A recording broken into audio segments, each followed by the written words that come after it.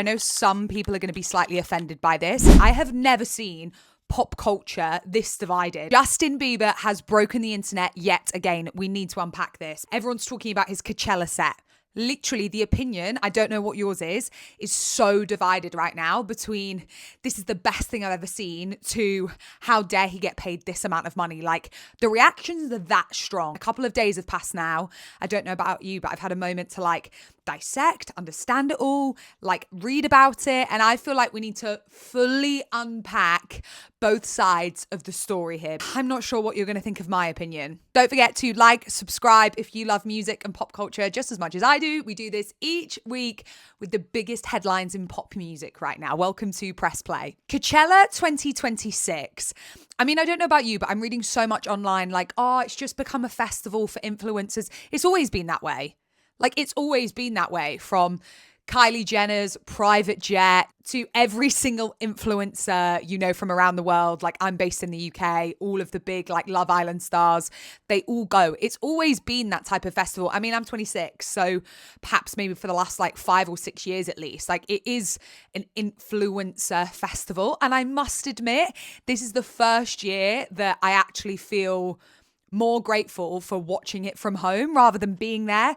Normally I'm so here for like, I really want to be in the room. I really want to be a part of it. Yeah, no, this year I think it was better online. I think it was better to be sat at home consuming it, especially with this headline set that we're going to dissect from Justin Bieber. Let's not even get started on the fact that a slice of pizza is $25. Pardon? Like, I would be bringing a packed lunch. Like, let's be real. I would be packing a cheese sandwich and pulling it in there. Justin Bieber was reportedly paid $10 million. $10 million.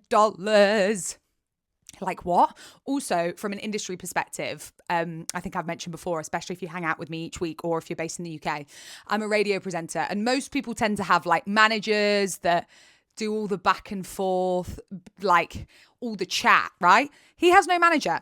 He negotiated 10 million pounds. Also, he would have had to have done a dress rehearsal, a stage run, so the Coachella team would have seen what he had planned. If you haven't seen it yet, we're going to get into it shortly. And if you have seen it, let's dissect your thoughts on it. So Justin gets on stage, right? And he decides to get up there with YouTube and his laptop, basically. And come on, let's not lie for a sec. He brought out Kid Laroi. He put on some sort of a show, right? But it was very, very, very stripped back. And if we're comparing it to Sabrina Carpenter's performance, perhaps, just on face value, there was a lot of show there. So in comparison to Justin, that came out on stage with his laptop. Now, I'd heard rumors that he was going to do songs from Swag and Swag 2. And I was a bit like, oh, like, okay, I hear you. It's your new music. And that's what most like people tend to do when they perform. That's kind of how it works if you've ever been to a concert. But I'm not sure that we were going to be that gassed. You know, we weren't going to walk away like, oh my God, this is the coolest thing ever. This is the best thing you've ever done. So I think in terms of the set list, let's start there, from Baby to Favorite Girl to Stay with the Kid Laroi. Yeah, I was pretty pleased. I was pretty blown away. And to hear it obviously with his younger self, I mean, that takes thought, that takes consideration. It's not like he jumped on there and was like, oh yeah, I'm just going to start playing videos of myself in the back. If we're talking set list, that leads me on really nicely to the next topic, which is, okay, I know this is a big statement to make, and I know some people are going to be slightly offended by this. I do think Justin's legacy rides on his early 2010s era, anywhere up to about 2017, 2018.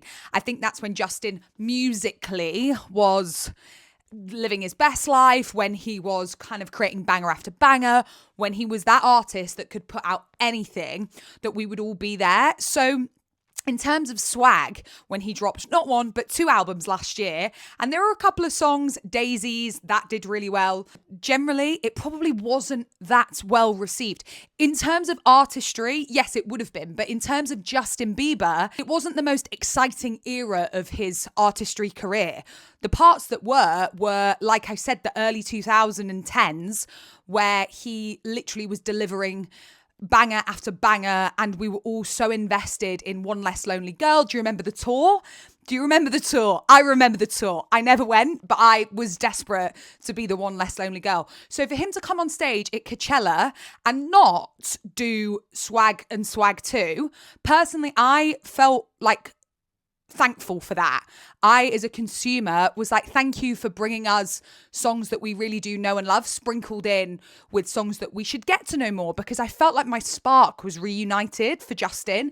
I felt like the child version of me that absolutely adored him and adored his album when I was growing up and all of his music got an opportunity to fall back in love. You know, my sister sent me a video of her watching the live stream on YouTube crying to Baby, because again, it was such a big part of our childhood. And I admire Justin for that, because he's not gone on stage and done Swag and Swag 2 and all of us have been sat there like, oh, okay, I have a couple of new songs I like now, but actually your era when we were younger was what I really wanted to hear.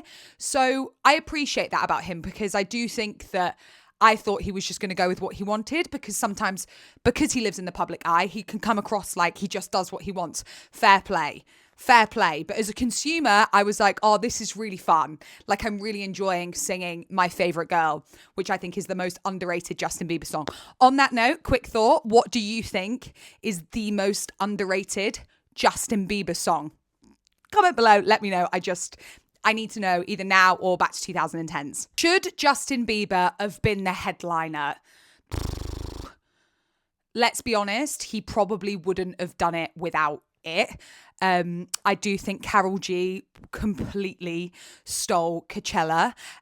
Do I think that Coachella 2026 reflects the current music industry? No, I probably don't. I don't think it does. Do I think that it reflects the influencer culture that it is created? Yeah, I do. Would I like to see next year an opportunity for it to be less commercial and more about the legacy that it's created, a little bit like Glastonbury in the UK, really be based around the current music lineup and the current energy that is in pop music and pop culture right now? Yes, I would like to.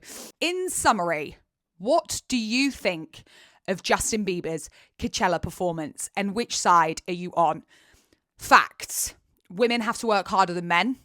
Facts. Not much more to say on that. I think this Coachella performance sums it up. 2, Justin rides off a legacy of his childhood era.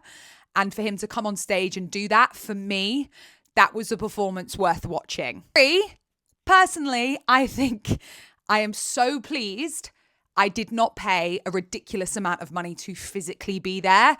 I imagine if you were in the back of the crowd watching him play YouTube videos, you probably would have wished that you were live streaming it on your phone, or that you were sat at home in your comfy bed consuming it with your best mates. I don't think that you needed to physically be at that Coachella set in order to enjoy it and appreciate it. So in summary, I feel both things exist. He got paid a lot of money to bring back our childhood legacy, and I really enjoyed the performance. I feel sad that women do have to work harder than men, but I do think it was genuine.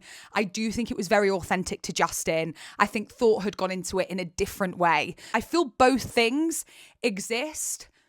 I am probably leaning towards, for Justin, I did enjoy it, and it's a shame that women have to work so much harder than men in the industry. I think both things exist. What do you think? My thoughts are almost irrelevant. The internet is completely divided. So it's about you. I need to know what your thoughts are on this. Whether you think he was paid too much money. You know, he got paid more than Beyonce. He is the highest paid ever performer in Coachella history. Did that performance warrant 10 million?